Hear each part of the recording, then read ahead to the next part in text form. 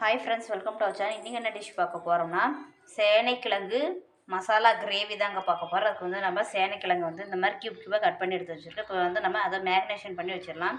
கொஞ்சமாக மஞ்சள்தூள், 1/4 டீஸ்பூன் மிளகாய்த்தூள், 1/4 டீஸ்பூன் உப்பு போட்டு நம்ம நல்லா மேக்னேஷன் பண்ணி வச்சிடலாங்க. இப்போ பாருங்கள் ஃப்ரெண்ட்ஸ், கடாயை நல்லா ஹீட் வச்சு இப்போ நம்ம 1 டேபிள் ஸ்பூன் ஒரு கரண்டி எண்ணெய் ஆட் பண்ணிக்கலாம். இப்போ வந்து நம்ம ஊற வச்ச சேனைக்கிழங்கு இதில் ஆட் பண்ணிக்கலாங்க.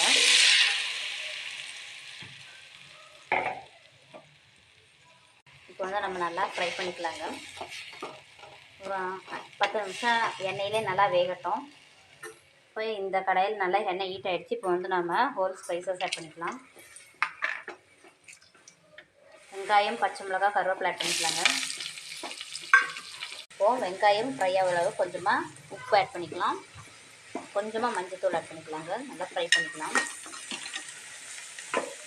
இப்போ வந்து நம்ம இதில் 2 டேபிள் ஸ்பூன் இஞ்சி பூண்டு விழுது ஆட் பண்ணிக்கலாங்க.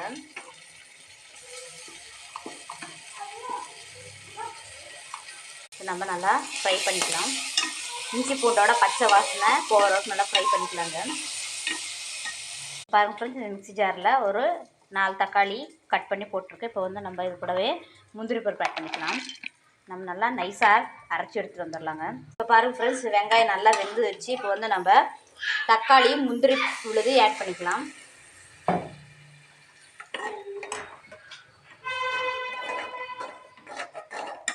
ஃப்ரெண்ட்ஸ், கிரேவி நல்லா கொதிச்சு எண்ணெய் பிரிஞ்சு வந்துச்சு. இப்போ வந்து நம்ம 1 ஸ்பூன் மல்லித்தூள் ஆட் பண்ணிக்கலாம்.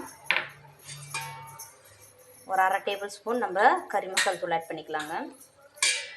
பாருங்க ஃப்ரெண்ட்ஸ், நம்ம வேக வச்ச சேனைக்கிழங்கு இப்போ நம்ம கிரேவியில் ஆட் பண்ணிக்கலாம். நல்லா நம்ம மிக்ஸ் பண்ணிக்கலாங்க. கிரேவி திக்னஸ் ஆகிடுச்சு.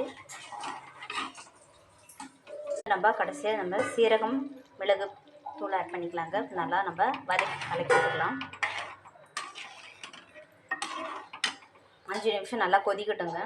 இப்போ பாருங்கள் ஃப்ரெண்ட்ஸ், குழம்பு நல்லா கொதிச்சு இப்போ வந்து எண்ணெய் பிரிஞ்சு வந்துருச்சு. இப்போ வந்து நம்ம கடைசியாக மல்லித்தலை ஆட் பண்ணியாச்சு. பாருங்கள் ஃப்ரெண்ட்ஸ், கடைசியாக நம்ம காஞ்ச வெந்தயத்தலை ஆட் பண்ணி நம்ம வேற ஒரு பவுலுக்கு மாற்றிக்கலாம்.